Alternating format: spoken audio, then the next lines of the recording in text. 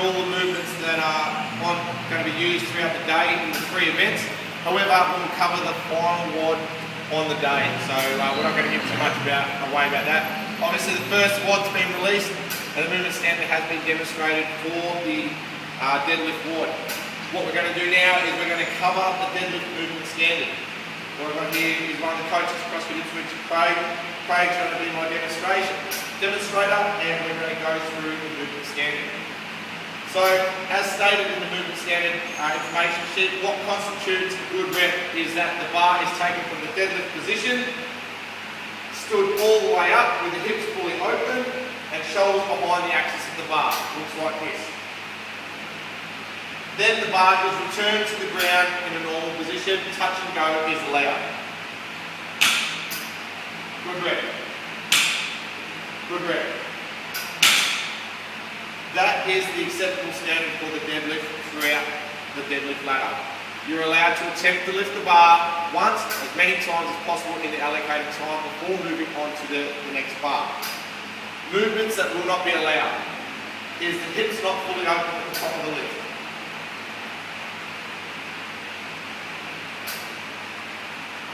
Hips not open, no rep. Hips not open, no rep. Open your hips, no rep. Clearly, the hips aren't opening at the top of the deadlift phase, so you will not be allowed. Remember, if you're no rep more than 3 times in a single step, you'll cease the activity. Next standard that won't be allowed is re-gripping the bar at the base. Once you take up the bar and start the set, you must stay on the bar with no resting or adjusting of the hands at any time. That is not constituted as a rep. Another standard that won't constitute a rep is a prolonged rest at the base of the deadlift, at the down phase. Watch this way, try to do a rep with a prolonged rest. No rep, resting too long. However, you can rest in the up position. The up position is defined as this. Hips open, shoulders to the rear of the bar. The last thing that will not constitute a rep is that an incomplete rep will be the dumping of the bar at the top of the deadlift. The deadlift must travel from the ground all the way to the top and then back down to the bottom for the rep to count. This will not constitute a rep.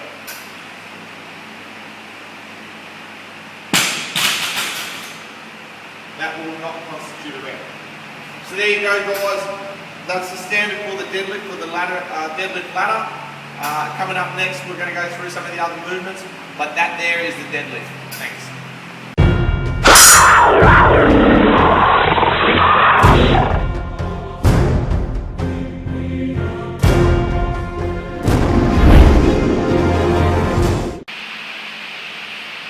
Yeah, guys, kettlebell time. What we're going to do is cover the movement standard for kettlebell. Now, this is always one that people throw the furbies at me. Can we do this? Can we do that? Can we do this? Or can we do that? What we're going to do is clearly define what we require at our comp. Okay? This is the only movement that we'll accept. We won't accept any other variants, and we'll go through some of those mismatch variants in a second. So, what you'll be presented with is a kettlebell placed over an X, a white X. That is where the kettlebell starts, that's where the kettlebell finishes. At the commencement of the kettlebell, you'll take up the kettlebell and you'll continue to swing it. What we're looking for is that your arms intersect the ears and your arms are in a 12 o'clock position. I don't care about the angle of the kettlebell, just arms reaching 12 o'clock, whether they're straight, whether they've got a little bend in them, as long as they're at 12 o'clock. Okay, and also that on the return part, the part of the kettlebell is visible behind the legs. Okay, only part of it needs to be visible.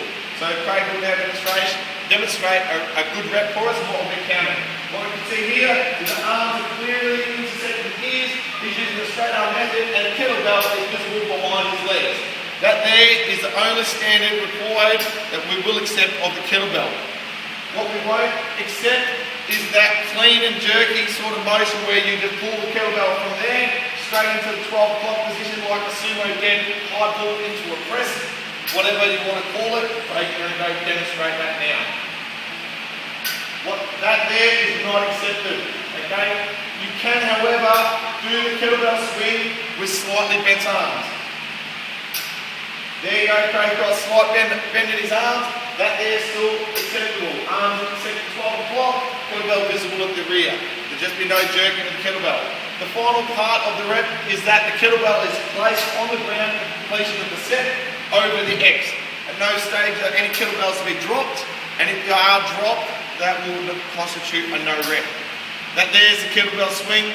I hope it's cleared that up for you. Thank you.